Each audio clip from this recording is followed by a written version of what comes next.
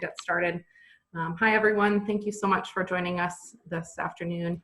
My name is Evie Gardner, and I'm a senior consultant with the Bayer Center for Nonprofit Management. I'm delighted to be with our panelists today to host a conversation with you all about what we're learning about nonprofits and the Paycheck Protection Program. We're going to have an action-packed afternoon, quickly running through our agenda. We're going to do brief introductions and get to know you all briefly with a quick poll. How do I get the We'll also screen away have from me to do that? a panel discussion, which will occupy the majority of our time with our panelists, and also open it up for Q&A. See and minimize. Can you remind everyone? Go ahead. All right, I'm going to ask that if you're joining us on the line, that you keep yourself muted for the majority of the session here. We're going to have about 100 participants on the line, and we like this format so we can engage in some Q&A and some dialogue.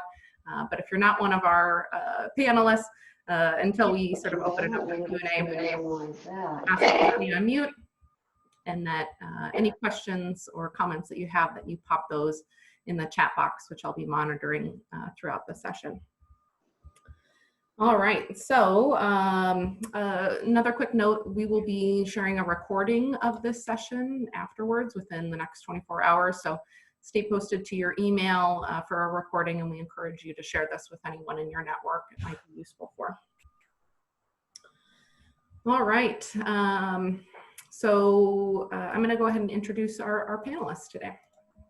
So the first panelist we've got is Glenn Grayson, and Glenn is the Senior Program Manager for Neighborhood Development at Neighborhood Allies. He has a background in community engagement and development, and he continues that work at Neighborhood Allies with a particular focus on equitable development. We're really thrilled to have Glenn join our panel today because he's been working with a host of regional organizations, many of them nonprofits, on the Paycheck Protection Program. So we'll get to hear about his experience working with those organizations directly. We've also got Sharon Emick with us this afternoon. Sharon is the Executive Director of Carriage House Children's Center. And we're delighted to have Sharon because she has personal experience with the Paycheck Protection Program with her organization, and is going to share some of those insights today. She's also just a longtime partner and friend to the Bayer Center and elsewhere. For example, she serves on the Keystone Stars Advisory Board. And in fact, I recently heard Sharon sharing some of her experience on a Forbes Funds Finance call. Shout out to Jason Jones and anyone who's been part of those calls. They've been helpful in the early days. So also thanks to Forbes Funds and GPNP for hosting those. And then our last panelist today is a longtime Bayer Center friend, Joe Zovko. So Joe is a partner at Lewis Plung & Company. He brings more than 20 years of accounting, audit, and tax expertise with a significant focus for nonprofit organizations. They've been both his clients as well as his partners. Joe serves on numerous boards of directors.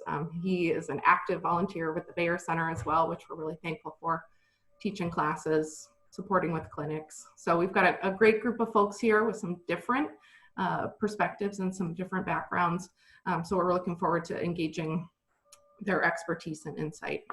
So thanks in advance to all of our panelists for being here with us.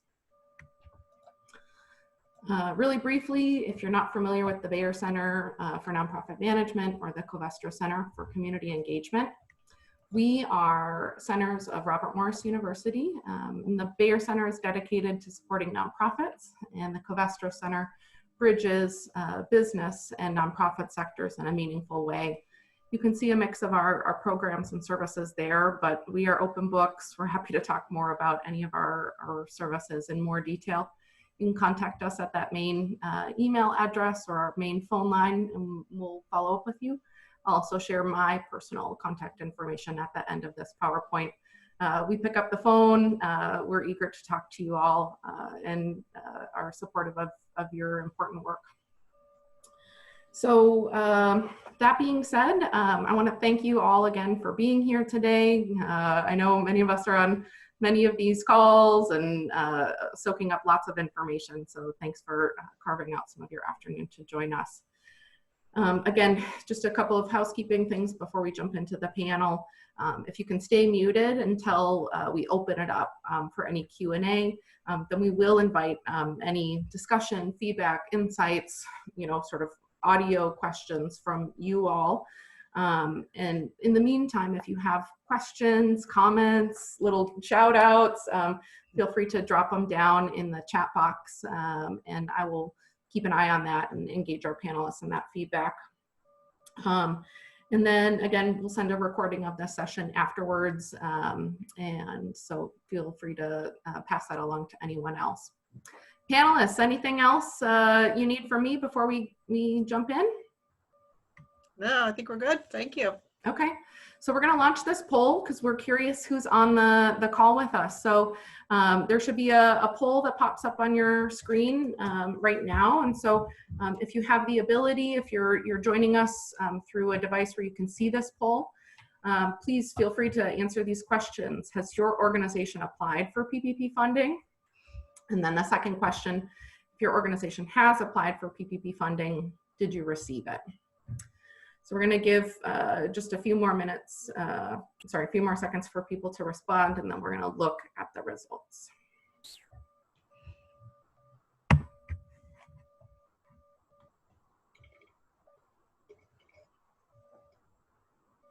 All right, we are at 89% response rate. So I'm going to call that 91. All right, we're definitely good now. So what I'm going to do is I'm going to share our results out now. Okay, so interesting. So is everyone able to see these? Sharon, Joe, are you able to see these? Mm-hmm. So it looks like 47 out of the, how many of you? 49 of you who replied to the poll said that your organization did apply for PPP funding. And about 40 of you report that you did, in fact, receive the funding. And so this is getting me thinking, Joe, that some of your discussion about sort of how we now prepare ourselves to be most successful with these resources is going to be useful. And Kelly, I see your chat here. If you're on the phone that you're not able to participate in polls, I'm sorry we're missing you, but know that your colleagues have shared their opinions here as well. And so we'll look forward to looping you in, Kelly, and others on the phone here via the chat or verbally towards the end of our session. All right, so I'm gonna stop sharing these results right now. Again, thank you for letting us know who's on the call. I think it's insightful. I wasn't expecting necessarily as many of you all to have already applied for the PPP funding and to have gotten it. So I'm glad to hear that you all have had some success there. I know in our preliminary discussions leading up to this, there was a lot of concern about the process, the complexity of the process, difficulty to get in the door, to even get sort of your application sort of in the mix. So, all right, so what we're gonna do, just sort of open it up for some informal discussion about sort of different experiences that Sharon, Glenn, and then Joe are sort of bringing to the experience here. And so I'm gonna just each let them share some of their insights, but as they talk, I'm gonna keep my eyes posted on this chat box and perhaps jump in and ask them some deeper or follow-up questions. So if there's something that our panelists touch on that is intriguing to you or that you have more questions about, please drop it into the chat box and we'll see if we can, in a not terribly awkward way, get that kind of dialogue going. So with that, Sharon, again, we're so excited that you've had some personal experience with this, thinking about sort of who's on your team as you work through this process. Would you start us off, Sharon, and just tell us a little bit about what it's been like working with the application of the PPP process for you all? Sure. And it's great to see that there's such a high percentage that are already approved. I'm going to speak probably in what has been happening with me in the past 2 weeks, and how we came to the point of I did apply. I applied the day that it opened, and we were funded and we did sign off on the loan. So it sounds like a lot of people were in that boat. So I apologize if maybe what I'm about to say, you've already been there, done that, and hopefully there'll be something that will be of value to you. I also apologize for how bright I'm coming across to everybody. I don't know if everyone is seeing me or not, but I'm kind of doing an Andy Warhol-ish theme here with my face. So yeah, this all came out, and we had to make a decision. Carriage House had to make a decision whether we were going to move forward. I started getting busy pulling together my team to think about what it is I needed to present to my board to make this decision. What it really came down to is I'm a kind of person that likes to have everything laid out and all my questions answered and before I make a decision. And it really came down to that we applied and didn't know a lot, but we were comfortable applying and knowing that we didn't have to make a decision until, we found out whether we were awarded. Then once we found out that we were in the first round, then, the next timeline for us was, when we had to sign on the dotted line. So we went ahead and applied and then really got busy thinking about, I pulled in our accountant or payroll company. I spoke to board members, past board members, really tried to develop a team. I'm finding in something like this as an ED, it can be very lonely. Sitting in your house, your makeshift office. I have a dog and a cat here right with me, and they're lovely. But when I don't know the answers, I pet them, and that helps. But it doesn't really give me any answers. I tried to reach out and pull people together and have this team that I can run things by.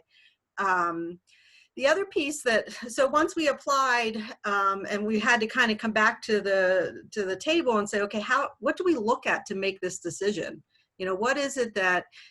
What do we need to consider? We want to obviously look at our finances, but also look at how does it impact our organization. I'm a numbers person. I love numbers. I tend to get mired in them. Right away, I want to know what's the formula for loan forgiveness. What we're giving them all this information on, the past year, but then also we're giving them information on the past 2 months of payroll. What are they going to look at? I think we all know, all of us sitting on this webinar today, there's still a lot of unknown out there as to what they are going to be looking at. So what I did to kind of come back and settle myself, if you will, and think about what I could present to our board is I looked at what does the PPP loan mean to our employees, mean to our families. We are a child care center, and we have about 60 employees and 190 children, probably 30 families. So what does it mean to our employees, our families, and then also what does it mean to our business? Those are all pretty equal when you think about it. Does one weigh more than the other? Maybe. We need to have an operating business to have families, employees. We need to have employees to have our operating business. So I really sat down and looked at how does this work? What do we need to consider? So business-wise, staff salaries and benefits are covered. We all know that. Many of you know that already. Local taxes aren't covered, but they are covering the employee FICA, or they're not covering the employee FICA, I'm sorry. Although those FICA payments can be delayed. If you get the loan, you are allowed to delay those payments. But the big thing was the staff salaries and the benefits. We do provide benefits to our employees, and we want to continue to be able to do that without dipping into reserves or, having to send our employees through to COBRA. The other piece that was really important for us was so we had to lay people off. I didn't mention that before. So we were shut down by the governor, like probably many of you. We sent our employees home. We went to to look at our reserves. What can we do to continue to support our employees? We were able to do that, to continue paying them for a while, but eventually we had to lay off our staff. So that all happened, and then we started hearing about the CARES loan and all the provisions of the CARES Act and all the provisions of the CARES Act. So we did not lay everyone off because we still had a business to run. So there were some essential salaries that needed to be paid, and through this loan process, or through the PPP, we can use the funds to be paying those essential salaries. So that was a big piece for us to know that, you know, many of you, we still need the accountants. If you have a large building like we do, we still need our facilities manager, and, you know, your admin team. So that was a key point for us. Of course, the rent, utilities, all of those things, you know, these are all things that help keep your organization solvent. So the other piece that I looked at was with our employees. There's such a backlog now with the unemployment, and for those of you who have employees going through the process, it's very stressful. We found that through the PPP loan, we would be able to offer them a steady paycheck. And, you know, of course, this loan can be forgiven. And I think that's all probably what we're looking to see how that's going to happen. Knowing that, and this is where I right away was trying to find out, well, what are they going to look at to make sure that this was forgiven?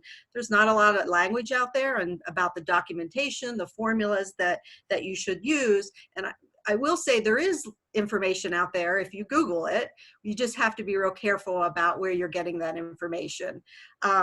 So these all seem to be really key, good aspects around the idea that, yes, we do want to go for this loan. When we looked at the employees, the big piece of that is we know that employees on unemployment, once the unemployment happens, right now what I'm experiencing with our employees, everyone applied around the same time. Some people have gotten PINs, some people have not, some people are getting payments already, some people are not. It really, there's no rhyme or reason to what is happening.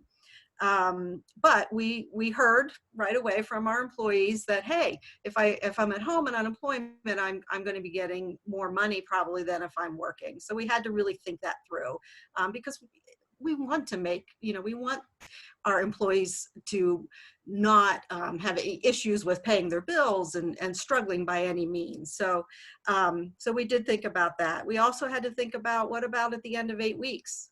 You know, 8 weeks is going to be here before we know it. And what are we going to be open? Are we going to be closed? Are we partially open? You know, when you're making decisions around borrowing the sum that we did, and a lot of organizations, a lot of money, and you want to be able to know, well, what's our plan at the end of 8 weeks? So not knowing that is a little difficult, but to send our employees back into unemployment, I am looking at the work share plan. So for those of you who don't know about the work share plan, that is something that I'd recommend that we all look into, because it is a program that would not impact your unemployment reserves. And then knowing that we were bringing staff back to work, we knew that we were going to have some issues around some of our employees can work from home, some can't. We have teachers, and their job is to be with children every day. So when they can't be with the children, what other work can they be doing? So right now we are working through, how do people work remotely from home? You know, what is our kitchen staff doing? They're not there cooking, so is there anything that they can be doing? So that's our focus of where we are right now. And then our families, certainly, by moving forward with the PPP loan, we were able to bring our community back together. And I want to say that that's probably the biggest piece, not the biggest, but it's a piece that's very important to me, that, you know, it's been, I think, 6 weeks now, and everyone has kind of gone and gotten settled into their new normal. Well, this allows us to decide what Carriage House's new normal is going to be by bringing our teachers back, being available to our parents, to support them at home, and give them some ideas on things that they can do at home. And so for that piece, I found that to be very valuable. The other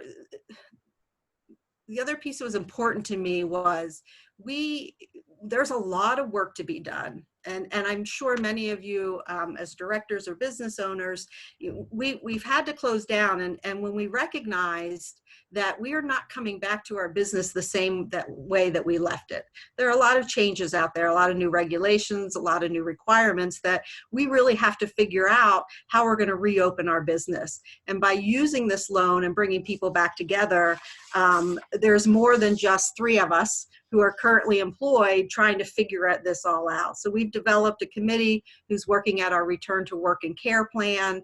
We're developing some other committees to see what can we be doing over the next month. to support families at home. So those are things that we're working on right now with having some of these committees. One of the things that was important to me through this whole process is that I tried to have our teachers, our staff be informed of what was happening.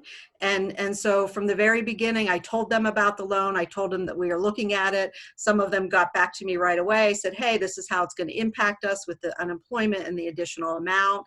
I think it's important to elicit feedback. I think it's important to discuss challenges openly with your employees. I've tried to do that. Sometimes I have to remind myself to stop. You know, I get so busy sitting behind this computer, developing plans and figuring out what our next step is going to be that I'm not stepping back and thinking a little bit about, okay, I'm ready to send all this information out to our families, our parents, our staff. What's it like to be on the other end? What's it like to receive this information? And sitting back and thinking of it that way has really helped me decide how I want to shape and deliver the message to families.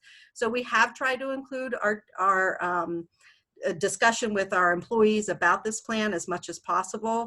We also found, or I found, that when we decided to take the loan out, the messaging that went back out to the employees, I really needed to put a timeline out to them for them to understand that, you know, had we had this loan up front, we probably would not have been pushing everyone off into unemployment. But things were happening, and like all of you, we're all making decisions with the knowledge that we have right now. We're trying to make the best decisions. So I really put a timeline together to show them, here's what happened when we closed our doors, here's what happened 2 weeks later, here's what the decisions we had to consider when we decided to move with the PPP loan.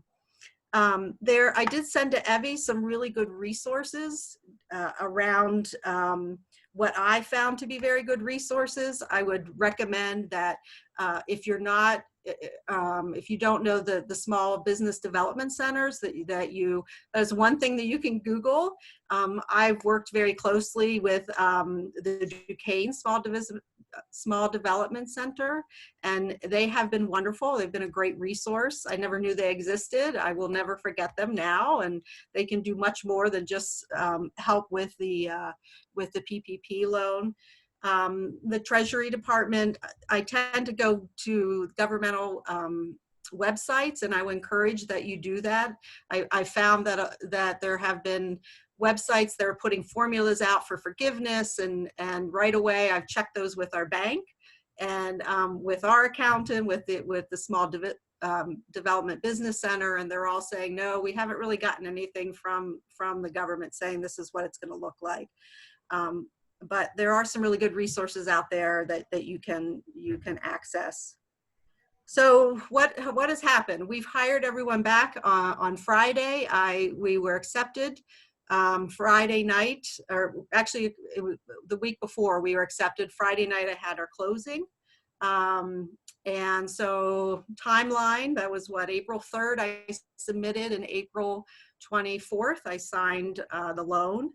I've hired everyone back, and I'm going to pay our utilities, our benefits. I'm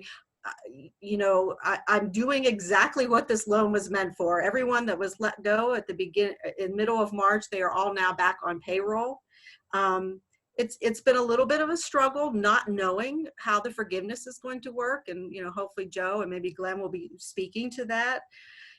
At some point I just have to trust that what this loan is out there for us as running our businesses, that if we do what it says, that it will be forgiven.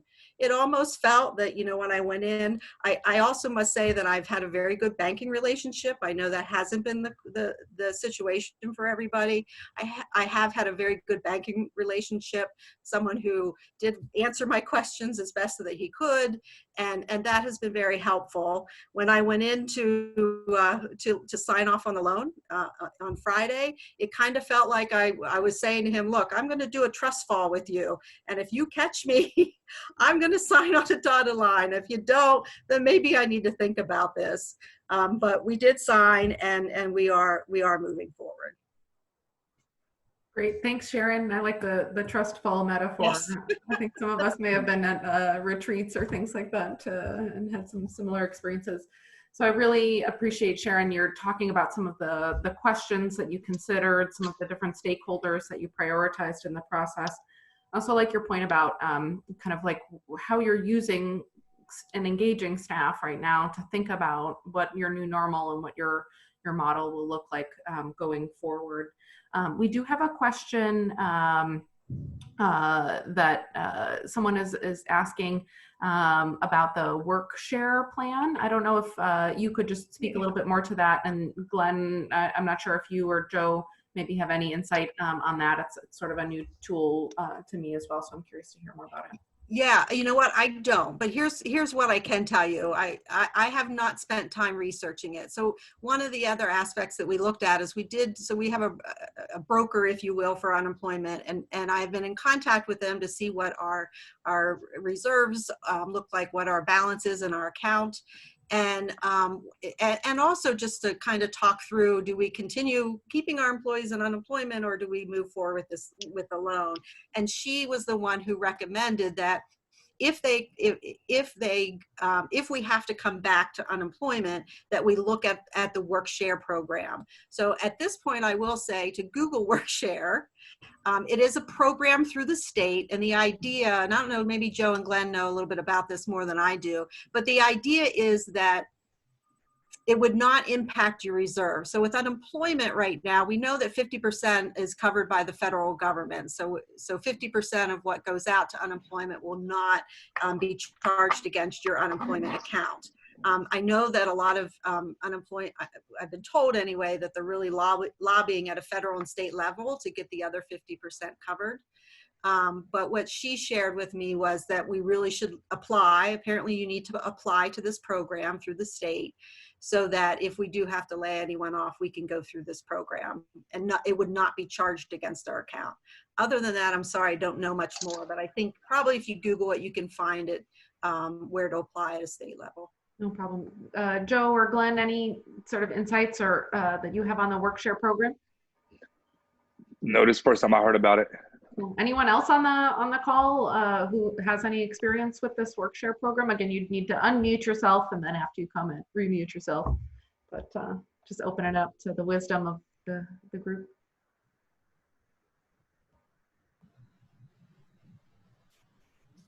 All right, so we also have two other questions here, and these are some specific questions about sort of the use of the loan and forgiveness of the loan. Someone has some questions about sort of what utilities qualify here.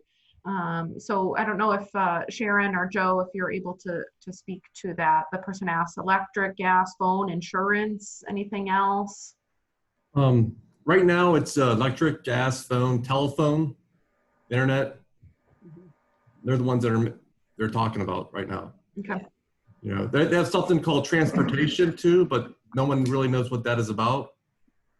But, you know, to be honest, our perspective with the loans that we did, we really tried to keep it simple and kind of stuck to payroll, because we did not know what the loan forgiveness piece would actually entail, right? We knew that no matter what, if we needed to, that we could, you know, justify and show a good trail of paperwork around the payroll. But we really try to steer, not everyone, but most of our clients kind of really steered away from the rent, because I know it was up to 25%, and people said, oh, that's extra 25. And I kind of broke it down. If you were to pay your employee $100, how it read to us was you can use $25 of that towards rent, but it was not an extra $25, right? So you were not getting $125. You were just going to use 25 of that 100 for rent.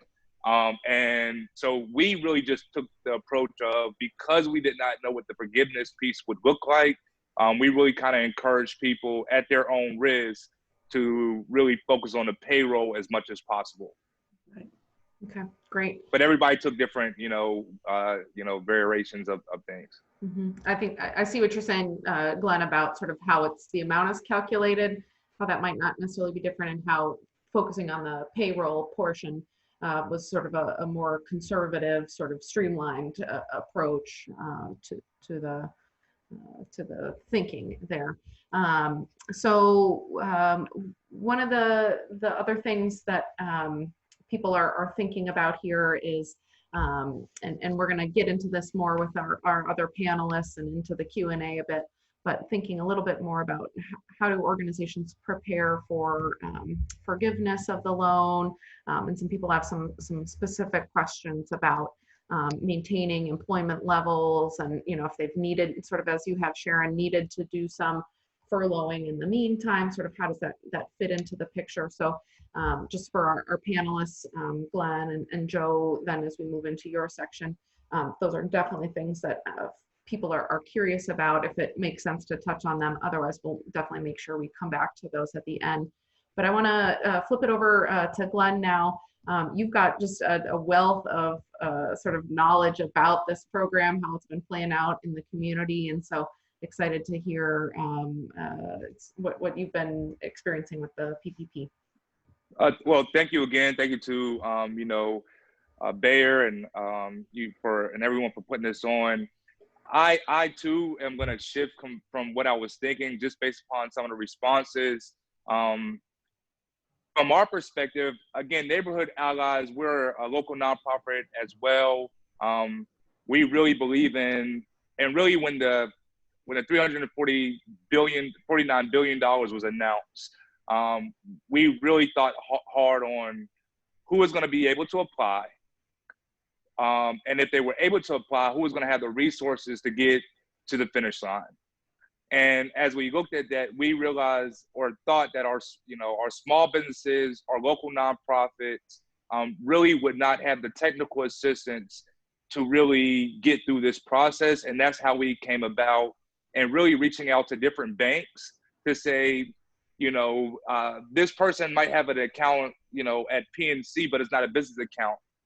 So they can't qualify, because there were so many people in different areas, and different banks were requiring so many different things. And so our partnership with First Commonwealth Bank was really unprecedented and amazing, because number one, they allowed new customers to apply with them through the Paycheck Protection Program. And that by itself opened up so many doors that allowed, again, people who never had the opportunity to do that.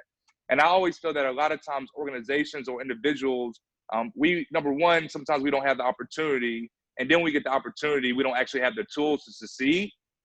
And so really wanted to bridge that gap into making sure everyone had the things they needed to apply for these loans. I also would start by saying is that I'm not an expert. I don't think anybody is on this subject, in my personal opinion. I don't know I am, just turned 34. This is my first pandemic. I don't think anybody absolutely knows. And so I would say that even in this information, and I tell anybody that I, talk to, this is my opinion, this is based on my experience. And if there's things that I don't know, I'm very willing to learn and to think about things different. But I just kind of want to start by just telling you how our experience was. Overall, through the whole process, we, and the numbers are still coming in, did about 1.3 million in PPP funding applications. We retained over 100 employees. 75% of the applicants that we did were all were nonprofit. 75% were nonprofit, and 69% were minority or women-led. So we really are proud of the work that we did in this arena. But going to kind of what Sharon was talking about, I would talk about kind of things that I saw that were some hindrance to people really getting the things that they needed.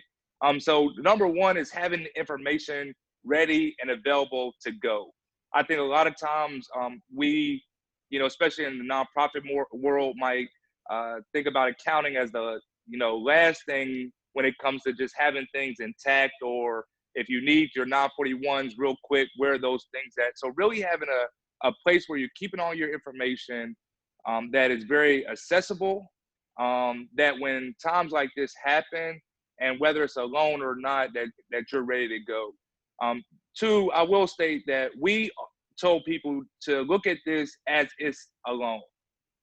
And we were saying that because, again, there's no really definite understanding of what that forgiveness piece will be.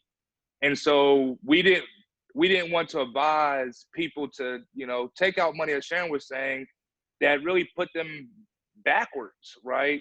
Because that's not the point of any of this. Another thing that we ran into a lot was, and I think is a good conversation to just think about going forward, is W-2 employees versus 1099 employees. A lot of times when the PPP first opened on April 3rd, it really was only accepting, if we could be honest, W-2 employees. On April 10th, which was Good Friday, that's when they released that independent contractors, 1099 folks would be able to apply. But it was Good Friday. They announced it. They didn't put any regulations to what it actually meant. And then it was a whole Easter weekend. So it kind of, where were you at? And I find it very difficult. And it was really hard to tell organizations, I can accept your W-2 employees of the 4 of you all, but I can't accept your whole, 20 other people who are 1099s. And really thinking about the pros and cons of that and what that actually means to the bottom line of your employer.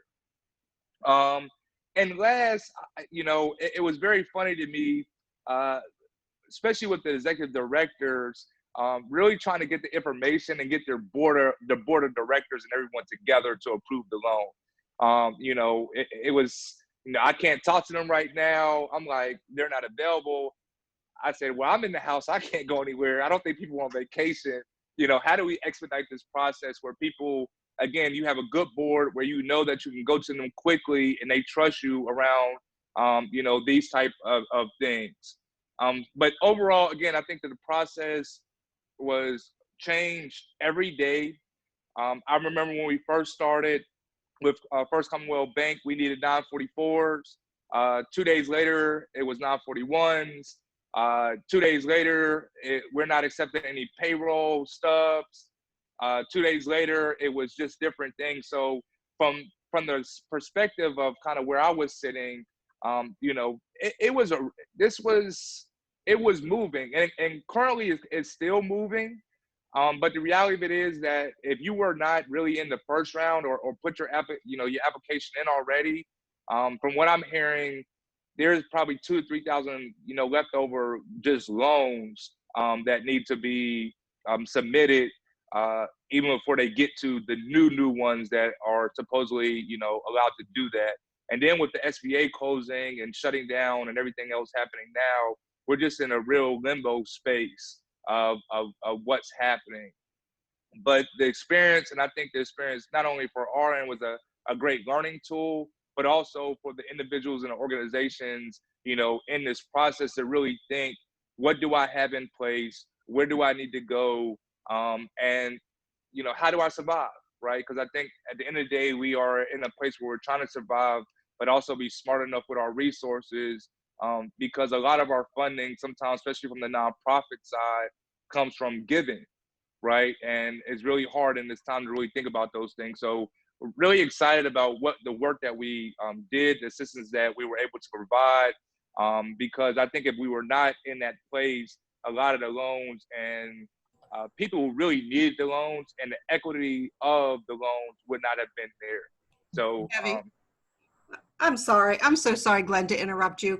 No, go ahead. No, I was trying to be very helpful and put a document in the chat, but I think I might have just shared my whole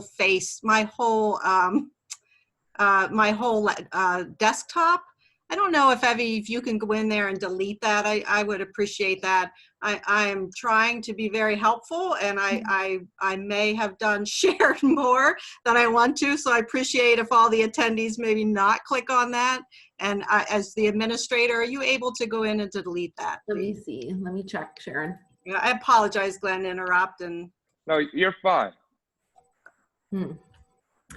Well, so Sharon, I'm going to work on this, but Glenn, I think your point, is number one, it's awesome the number of organizations that Neighborhood Allies help through this process, especially because, as you were pointing out, like it's an extremely complicated process. Information was moving so fast. I know I was talking to bankers who were saying, you know, they were learning about information the morning when they woke up and then getting on webinars a couple hours later to try and relay that information out to others. So also just a shout out of compassion for everyone who's been trying to like stay up on this. It's been a wild couple of weeks. And so it was definitely, it was very crazy.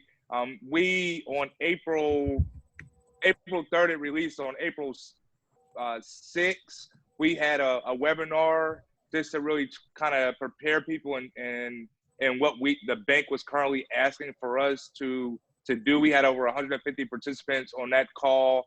And then from that call, we had about 100 follow-ups of people, you know, looking for assistance and really going through, you know, where we could help. Because again, with the lack of information that was out there, everybody was not able to really apply, or if they applied, benefit from really getting through the whole process.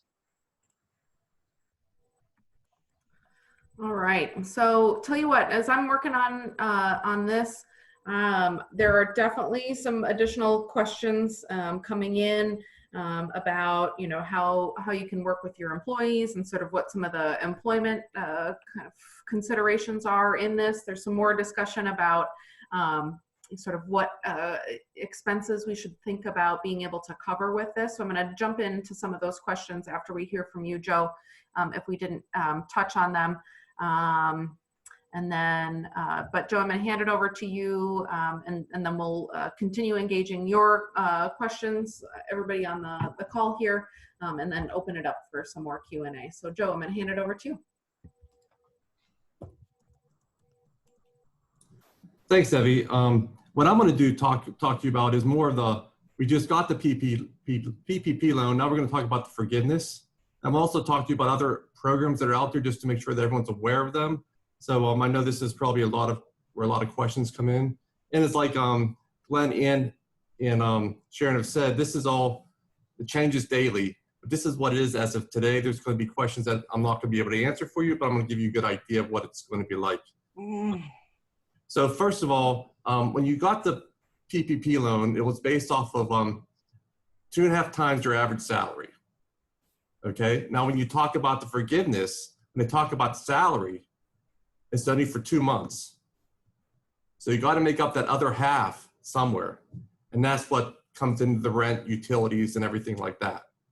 So when you talk about the forgiveness, there's a couple of things that go into there's two parts to it.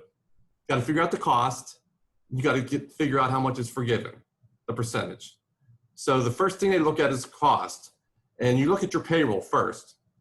So it's basically your gross pay is how much you can forgiven over the next 8 weeks by the time you get the loan. So if you get the loan today, it's 8 weeks from today is when they start looking at your forgiven piece. So for instance, if you have over a $200,000 payroll, like $10,000 payroll every week, that's $80,000. That's part of your forgiveness.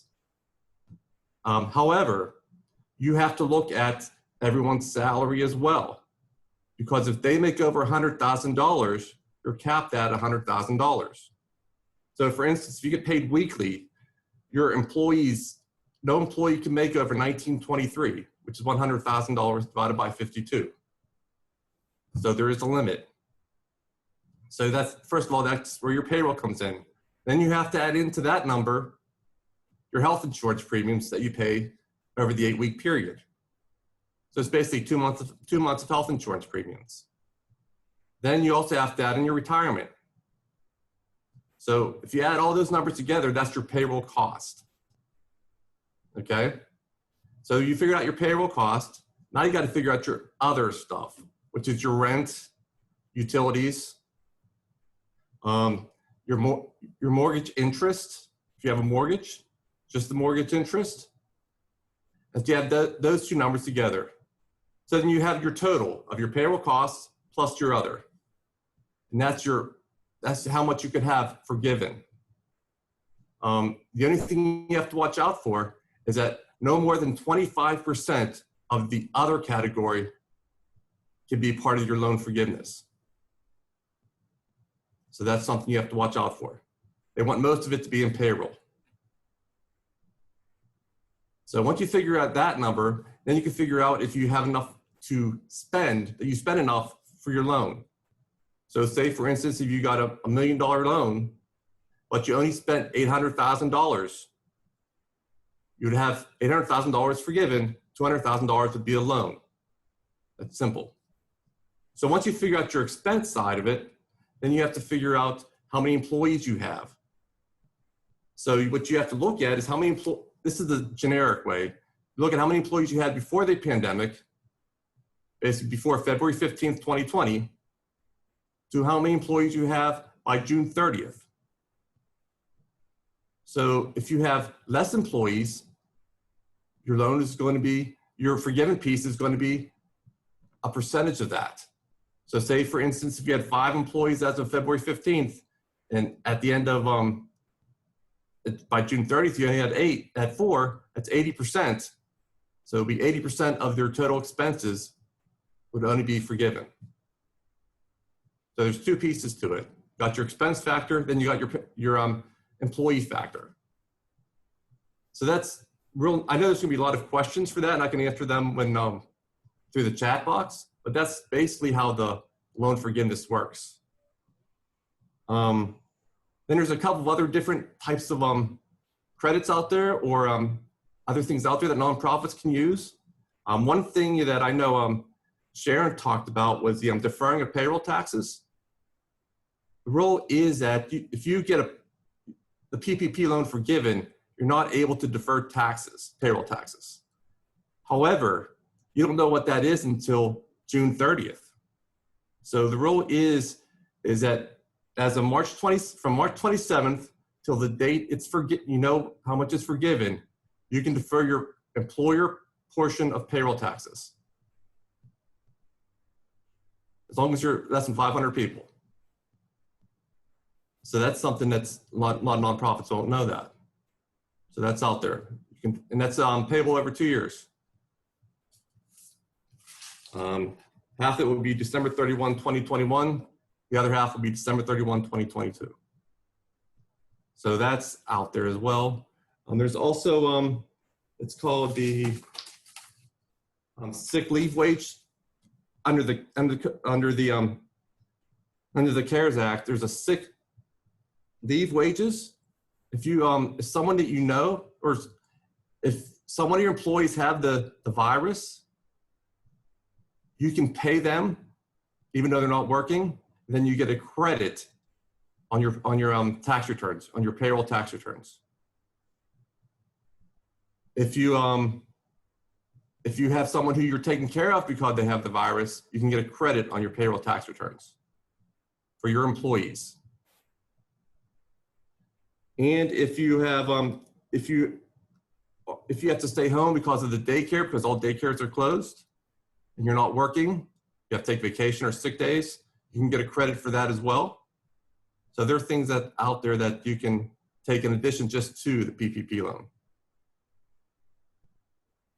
So I know there's gonna be a lot of questions regarding the, everyone's questions regarding the forgiveness piece.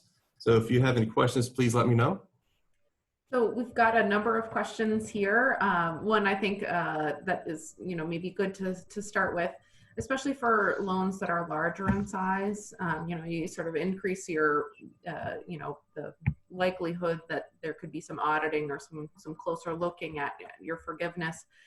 Recommendations, Joe, if you are getting a larger amount and are, concerned about the forgiveness, sort of who should be your key partner, to be asking some pretty detailed questions about this so that you're sort of prepared for what the outcome will be.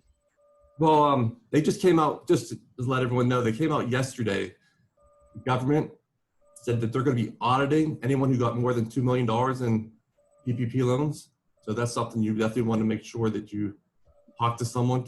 What's happening is a lot of people or a lot of organizations are taking out the PPP loan that are not eligible for it. They're not in need. as you've read it in all the papers, and that's just getting out of control. Mhm. You know, I have one client who's a nonprofit who gets most of their money from the county, and they reimburse all payroll costs. So should they be taking a PPP loan? And so if you are an org who, legitimately needs the resources and you get a larger loan, sort of how do you, like, should they work with their audit firm? Should they be working with their bank? Accountant and lawyer and bank. And again, these are tips, not, I would say from what we've been hearing, your accountant, your lawyer, and your bank. To Joe's point, every day there's something new that's going out that people can take advantage of, but you also have to make sure that everything that you're doing now is documented to the T. Because my fear is that the inequity that we saw in the giving of the loans, we're going to see double that in the forgiveness of the loans. That's my biggest fear, right?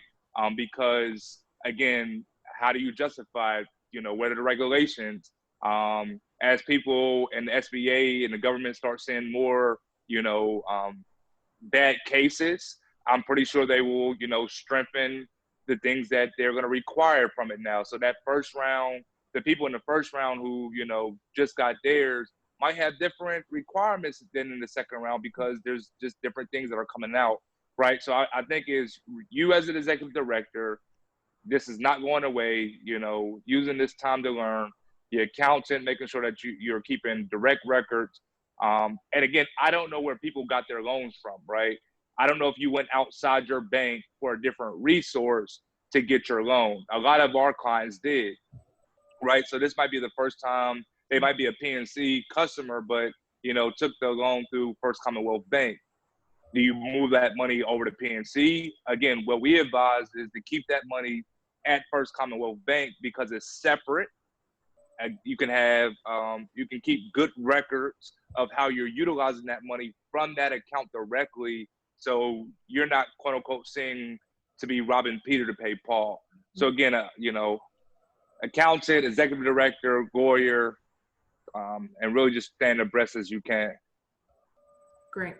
So I'm gonna stop the screen share and flip us over to participants. I know we've had some people saying, "Oh, who's on the call? Let's see them." So I'll just also invite if anyone.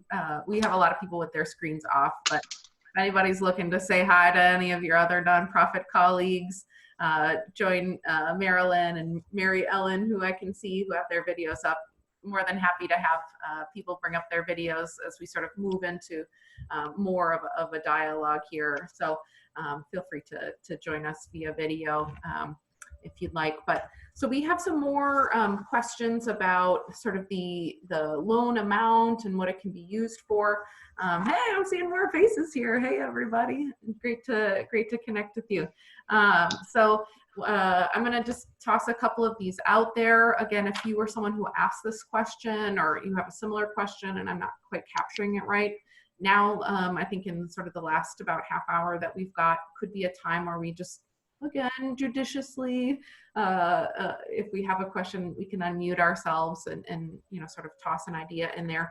But one of the concepts people have been asking about is that, the loan amount was based on 2.5 months of payroll, but it's sort of connected with 8 weeks of pay. And so some people are asking, if I've got some of that additional resource, or if I get more sort of than I, think I'm going to just use for payroll, sort of, what do I do with that? What do I do with those sort of additional resources, if you will? Well, I would say, I think I saw that, and you definitely don't want to spend it on anything else. I think it was, can I use the money for something else? What we were told by our bank is, so it's a straight formula. The amount that we applied for, when I sit and run my numbers, I know it's not the amount that I'm going to need. If I pay our utilities, our payroll, it's not going to equal that amount. So I was concerned about that because they were doing your aggregate payroll for the last year is what we submitted, and payrolls do fluctuate. And that's where I was concerned.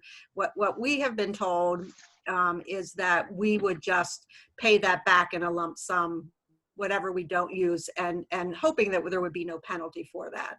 That was my first question. Whatever I don't use when the loan comes due, can I just pay that back? And if anything then isn't forgiven, we know that we have the 1% interest to pay over 2 years. So that's what was shared with me. Yeah, the rule is, yeah, the interest starts as soon as you receive the money, no matter what, the interest starts. So you do have 2 years to pay it off, beginning in January of 2021.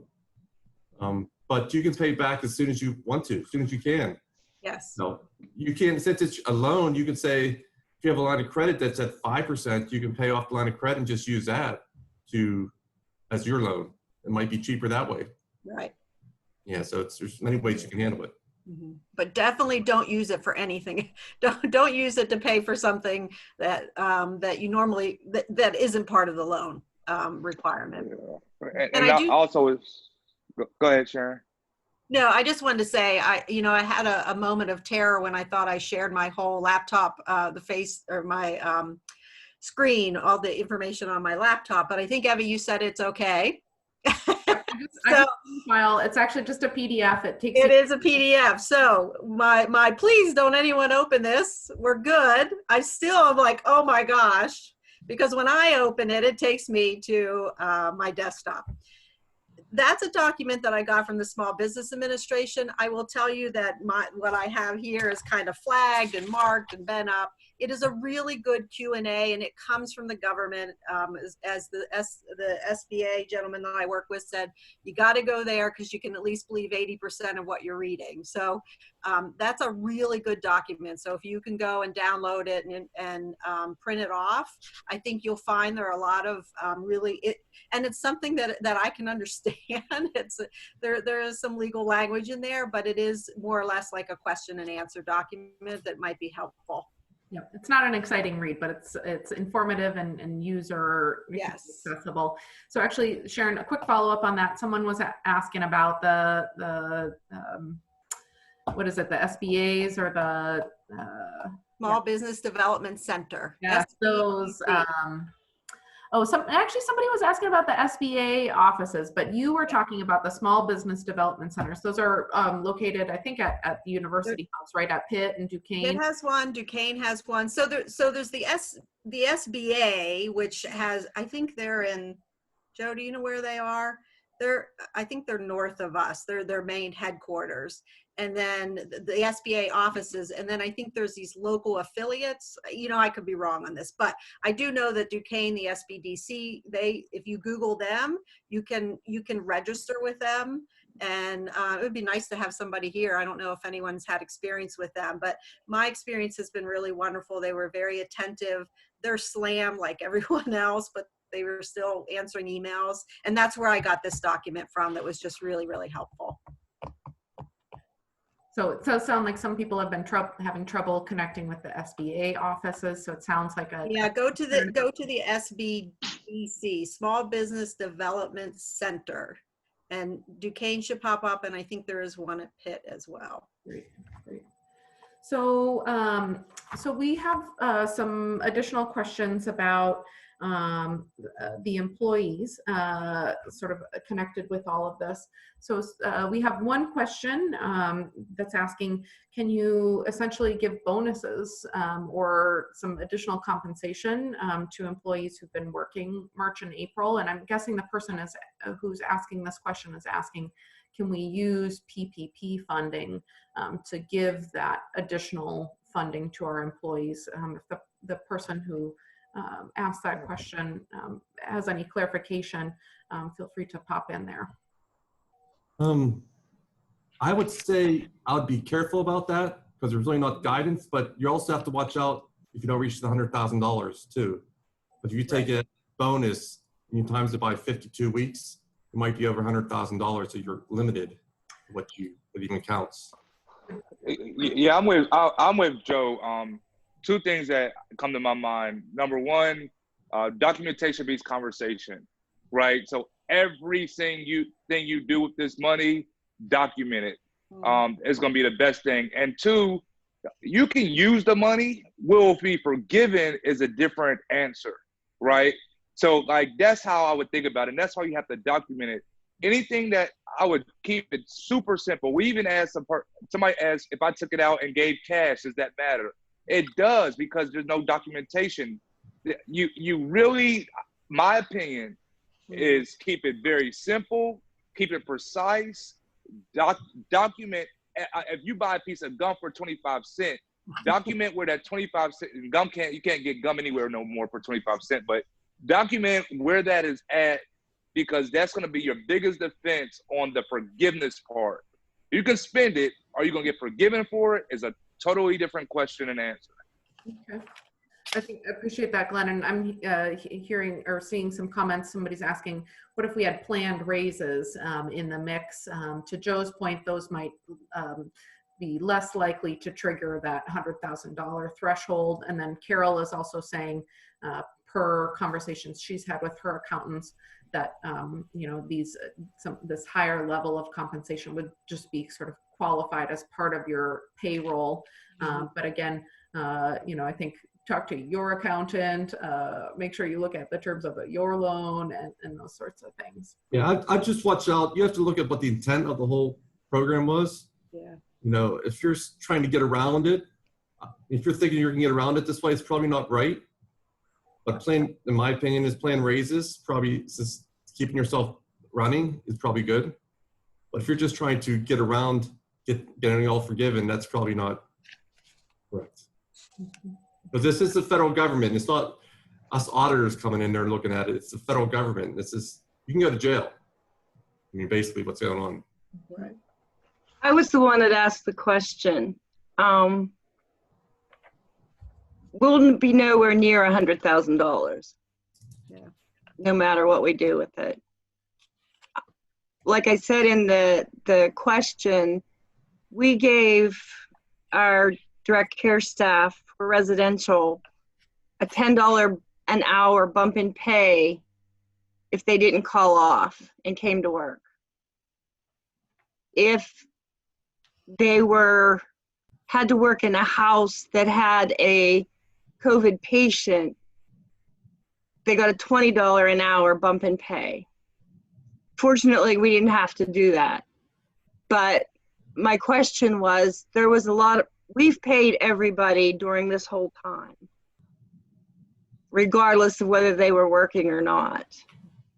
So that's where my question came from, is would we be able to reimburse some of the staff that has gone over and above what they would normally have to do because of this crisis, that did not get the bump in pay?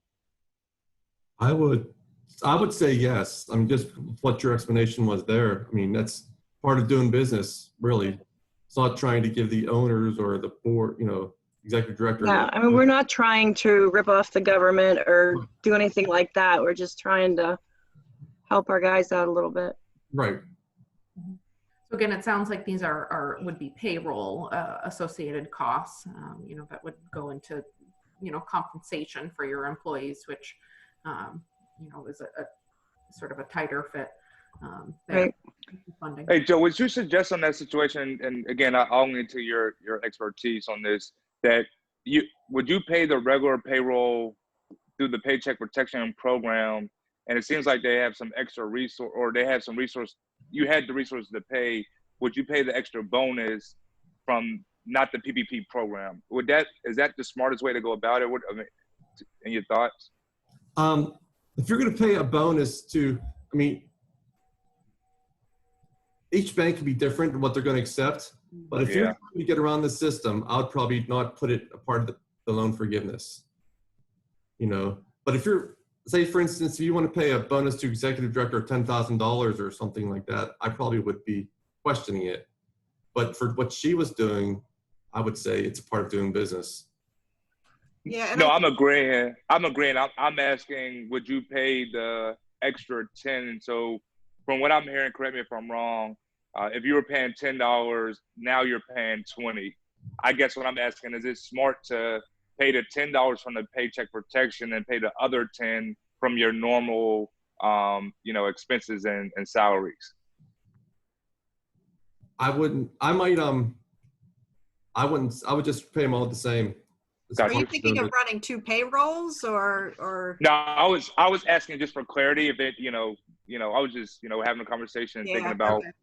again, how do you keep it as simple as possible that, again, every bank is different. Everybody's going to ask you something different, but how do you make sure that, you don't get caught up in the end?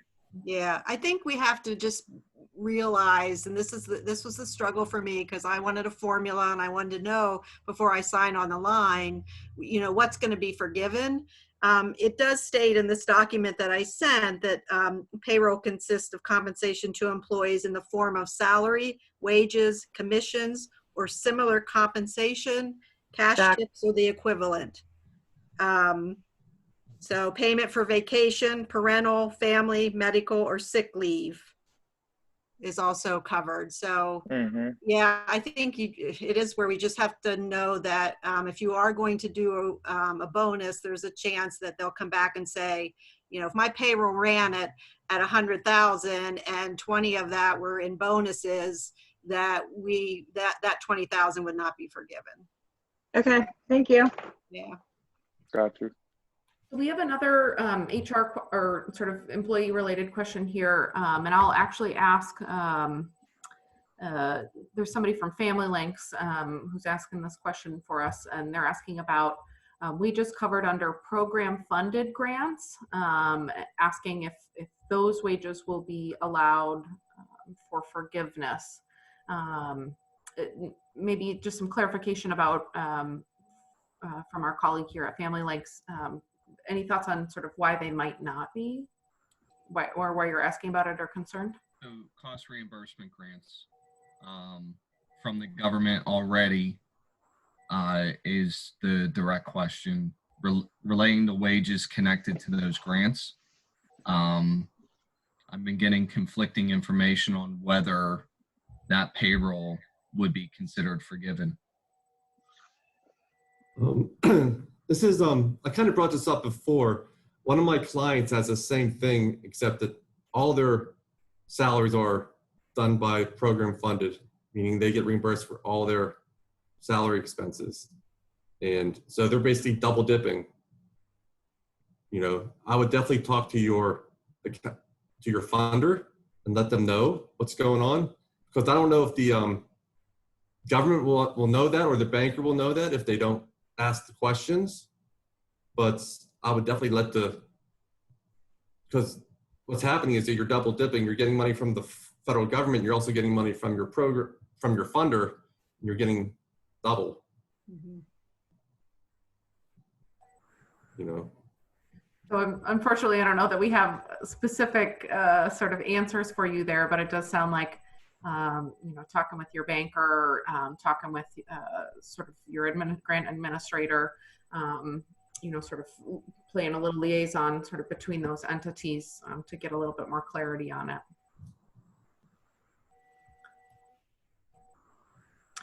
All right, so I'm gonna take a moment and just sort of slide back through our questions here, but as I'm doing it, just doing a time check, we're at about 4:10. Is there anybody who has a burning question that we really haven't touched on that topic yet, who feels like maybe they would want to unmute themselves and pop the question out there as I look back through our set of questions here?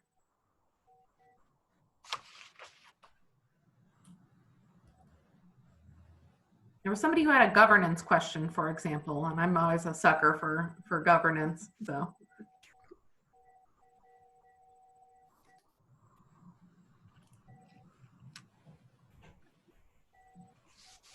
I see a, go ahead. Go ahead, Joe. I was going to say, I see a question regarding 75% of the PP loan on payroll. Please. There's no such thing as 75%. The rule is you can't spend more than 25% on the other. So you can spend as much on payroll as you would like to. Yeah, I think I ran our number and we were spending not even 10% on the other. Right. Yeah. So that's what you're really limited to, is the other stuff. Yeah. I think they're asking, Joe, though, what if they spend less than 75% on payroll costs? That means they must spend more than 25% on the other. Is that what you're? So if that's the case, they're only can claim 25% on the other expenses. Okay, gotcha. So what you're saying is that if they've spent more than 25% on some of those other costs, other non-payroll costs, what they've paid above and beyond that 25% is likely not to be forgiven. That is correct. Right. Okay. But if you haven't yet spent more than 25% on those other costs, you just haven't spent it down. If you preserve the remaining amount to pay for payroll, it's more likely that those could be. All 100% of payroll will be forgiven. 100%. And so this individual could also perhaps say, all right, look, if we've paid out all of our payroll costs that we feel will be associated, and there's no more to spend, that's when they may not want to sort of use the remaining portion of the loan.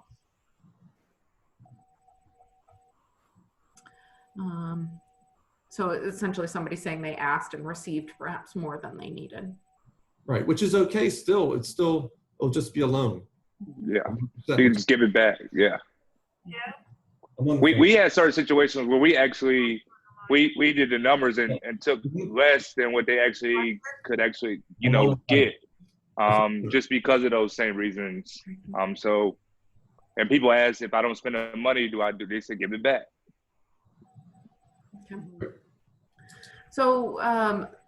So we're now at 4:15. I am sort of looking back through the questions. It seems like we've answered and touched on a lot of them.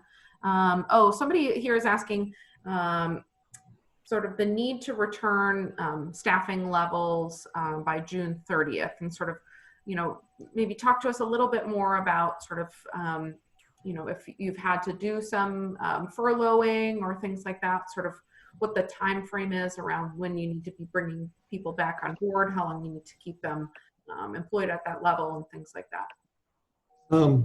Yeah, when you originally figured out your the loan, you figured out that everyone was there, and you figured out how much loan proceeds you're going to get.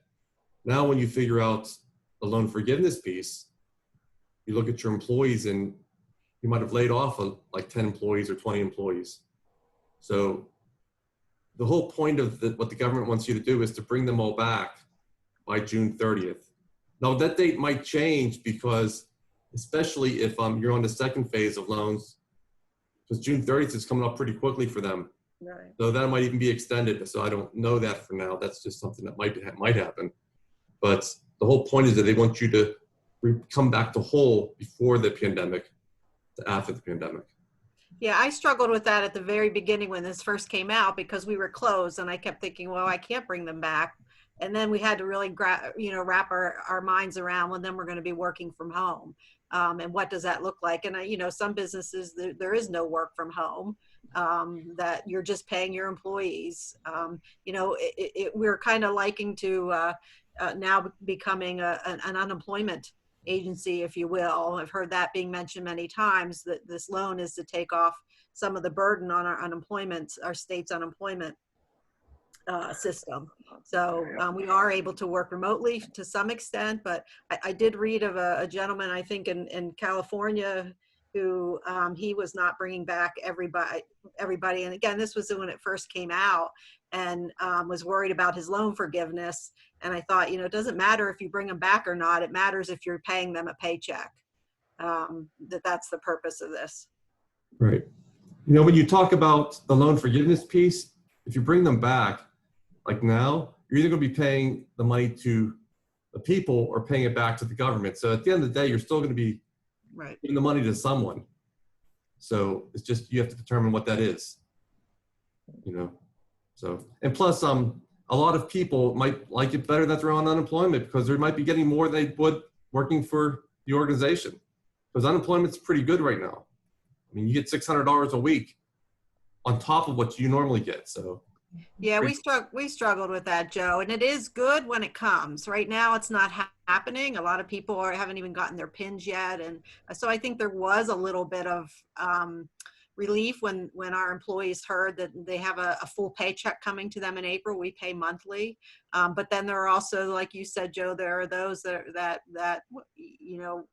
are upset that they're not going to be getting that additional amount and make more than what they were working. So it can be a hard decision, but I think, looking at it from your organization and all aspects, we just felt for the solvency of our center and being able to open back up when we can open, we want to be ready to go.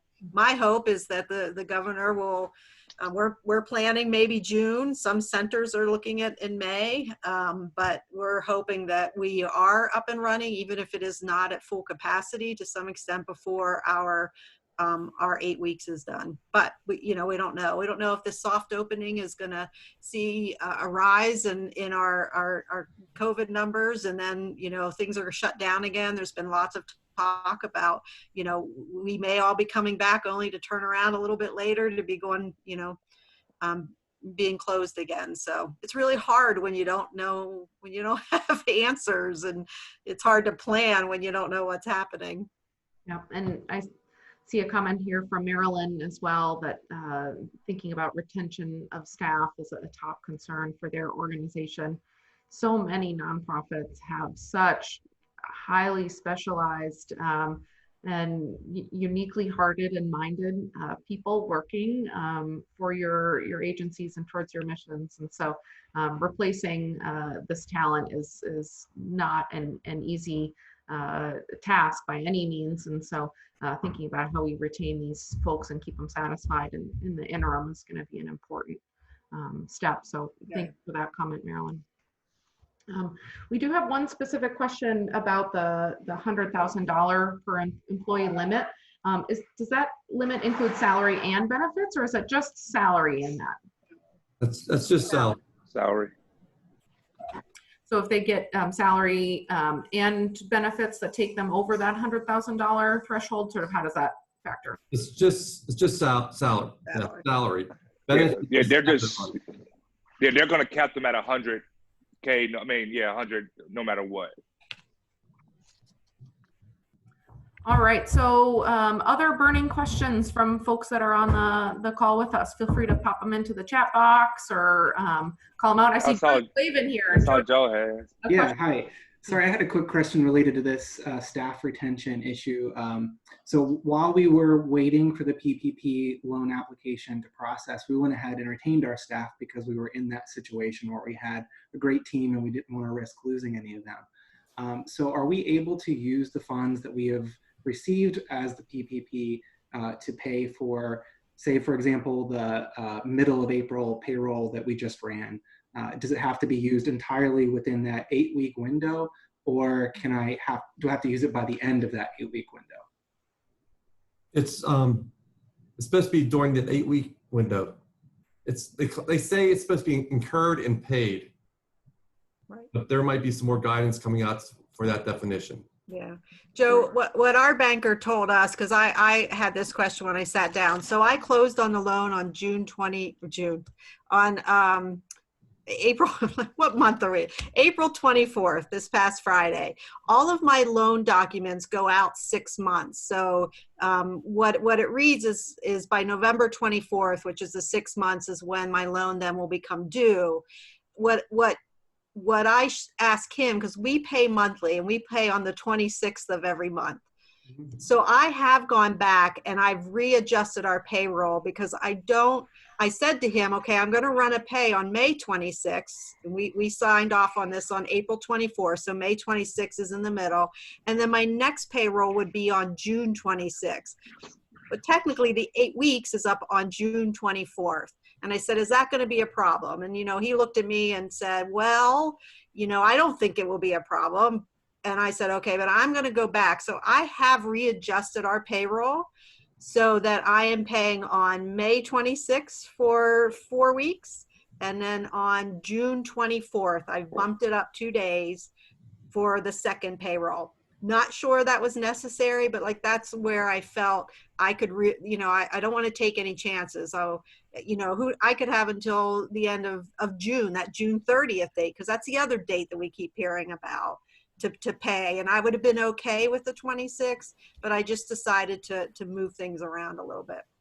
Yeah, and that's where you get where it's not really set in stone. Right. I think that's why they said incurred and paid, because it was incurred. They really want you to get 2 months in payroll at the end of the day. Right. Yeah, and to Ms. Sharon's point, the reason why they want you to get it in and do it now because of the unemployment, right? There was a big piece of this that instead of going through the unemployment, they rather you do this, which actually saves them on really the healthcare end, which is the biggest save that they're really trying to do. And that's why they're encouraging so much for you to do this now, because if you're paying, for these next couple months, that means that they don't have to pay and they can keep going on. So Right. still part of the system, which is unfortunate. And Does that answer your question, Joe? yeah, and I have one more thing I forgot to mention. When you figure out the payroll costs, I talked about adding payroll, retirement, and health insurance premiums. You also want to add in unemployment tax that you pay. Yeah. Yes, you But are. that's something else as part of payroll costs. So that's something that they threw in there as well. Yes. Yeah. Yes, you are. Mention that. Good clarification, Joe.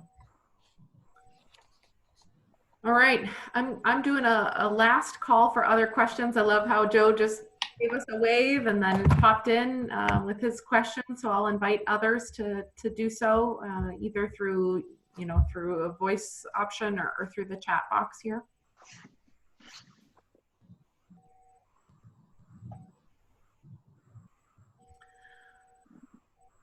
I will also, I guess, just offer that as the the panelists and I were preparing for this session, we were realizing there's a lot of finance territory to be discussed over the coming months here. And so don't be surprised if there's some similar panel type conversations that we're going to be engaging our friends and colleagues in. Perhaps some of you, if you have some questions that you're thinking about, topics that you'd like to share some information about, please reach out, let us know, either if you have some questions or you have some information to share. We're looking forward to continuing to, keep the information flowing, keep everybody learning, but not hearing any other burning questions from folks. I'm gonna just take a moment to thank Sharon, thank Joe, thank Glenn so much for your time and your expertise today, the work that you're doing out in the community. It really means a lot. Thanks for your partnership here, and shout out to, again, everybody on the line with us today. Thank you for your really important work. We remain in partnership to you, and please reach out to the Bayer Center if there's anything else that we can do to be of support. I'll just share up the final slide here, which has my contact information on it. And I will remain on the line for just a few more minutes, but if anybody, so if anybody has any questions, I'll be on the line here. But otherwise, I hope you all have a beautiful rest of the day and a good rest of your week. Be well, take care. Thanks so much. Thank you. Thank you. Thanks. Thank you.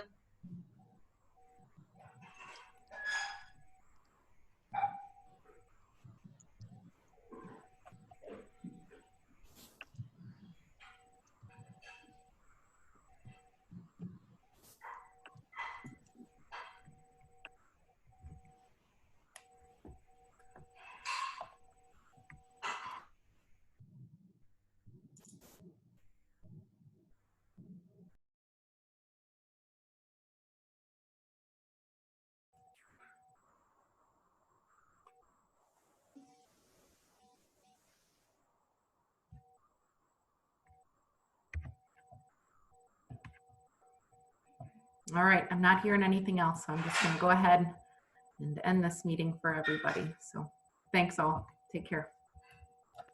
Thank you. Bye-bye. Goodbye. All right.